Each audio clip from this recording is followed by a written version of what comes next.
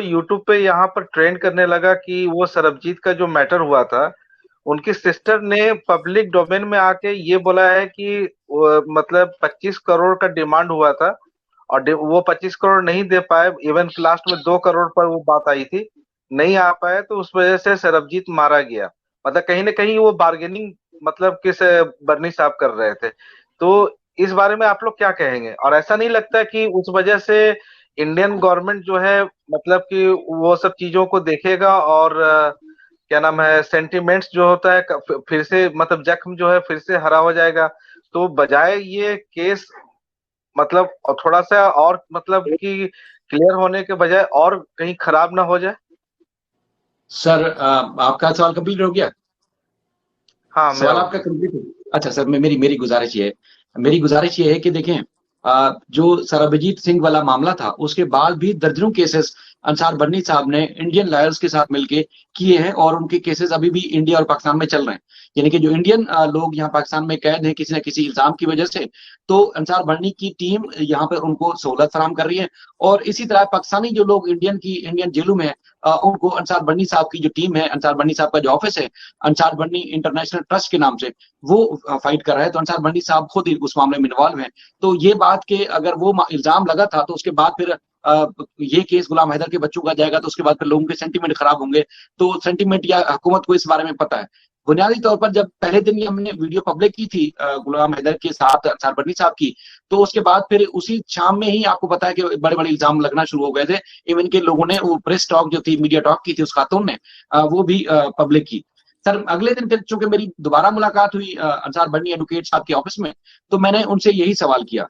तो उनके हिसाब से पहली बात तो ये थोड़ा सा उनके जवाब, बल्कि उनके जाने से पहले मैं थोड़ा सा एक आपको भी पूछूंगा, जो लोग देख भी रहे हैं वो भी खुद भी आप फैसला कर लें कि मिसाल के तौर पर किसी भी संगीन इल्जाम में, किसी यानी कि जासूसी के इल्जाम में पाकिस्तान का कोई बंदा इंडिया में कैद हो, कोई आम आदमी, कोई भी आम आदमी जिसका गवर्नमेंट से कोई ताल्लुक ना हो, वो इस तरह की बार्गेनिंग करके वो छुड़वा सकता है पाकिस्तानी बंदा?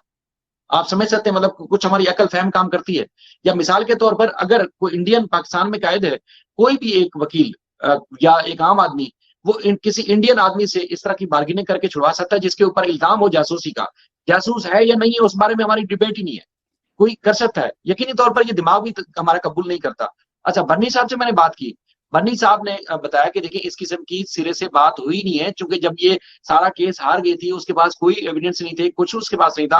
हालांकि उसके जितने भी पाकिस्तान से इंडिया आने जाने के अखराजात थे हमारा ऑफिस बर्दाश्त करता था, यानी कि अंसार बर्नी एडवोकेट साहब बर्दाश्त करते थे। उस खातून के पास चूंकि कोई बात करने का चारा ही नहीं था, उसके पास कोई मवाद नहीं था, तो उसने झट से ये जाके इल्जाम लगा दिया जी अंसार बर्नी साहब ने पहले 25 करोड़ मांगे, फिर 2 करोड़ में बार्गेनिंग के बाद डन किया। तो वो सरासर उन्होंने झूठ करार दिया। दूसरा, बर्नी साहब ने ये भी फरमाया कि देखें ये खातून जो है ये सरबजीत सिंह की बहन सिरे से थी ही नहीं। जो इन्वेस्टिगेशन के इंडियन एजेंसीज ने इन्वेस्टिगेशन की थी और जो पाकिस्तान के इदारों ने इन्वेस्टिगेशन की थी, उसमें ये बात साबित हुई थी कि वो सरबजीत की बहन नहीं थी। अच्छा, इसी नहीं खातून के नहीं ऊपर अपने ही हस्बैंड का मर्डर का केस भी था। इसी खातून की ऊपर अपने नहीं हस्बैंड का नहीं मर्डर की एफआईआर थी जो इंडिया में चल रही थी। तो बेशुमार चीजें और भी रखी है उन्होंने। तो मेरा निकाल के कोई ये बात दिमाग तस्लीम करे। देखिए आज भी, मैं थोड़ी देर पहले भी हम बात कर रहे थे, आज आप हम सब जो भी बात कर रहे हैं, हम छोटे छोटे बच्चों को लेके बात कर रहे हैं। अगर कोई क्रिमिनल पाकिस्तानी इंडिया में है या इंडियन क्रिमिनल कोई पाकिस्तान में है, वो ना हमारा डोमेन है, ना ही हमारा बातचीत का लेवल है, ना ही हम उस पर डिस्कस बैठ के कर सकते हैं। हम मासूम बच्चे की बात करते हैं। मासूम बच्चे अगर इलीगल इंडिया में है तो यकीनन उनको वापस आना चाहिए, कानून के हिसाब से उनको प्रोटेक्शन मिलनी चाहिए, फौरी तौर पर भाग का हक बनता है उनको मिलना चाहिए। ये पॉइंट है।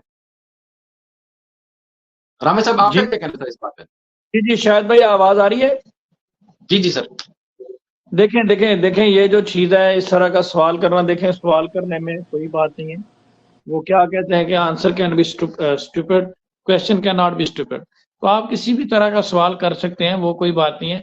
लेकिन देखें, मैं ये समझूंगा कि ये जो हमारे दोस्त आए थे, इसको मैंने तनवीर अफरोज के चैनल के भी सुना, दीगर पैनल से भी सुना, तो ये अक्सर इसी तरह के सवालात करते हैं। हमारे लिए तमाम दोस्त मोहतरम है, जितने भी दोस्त इस केस के साथ जुड़े हुए हैं, इसको देख रहे हैं।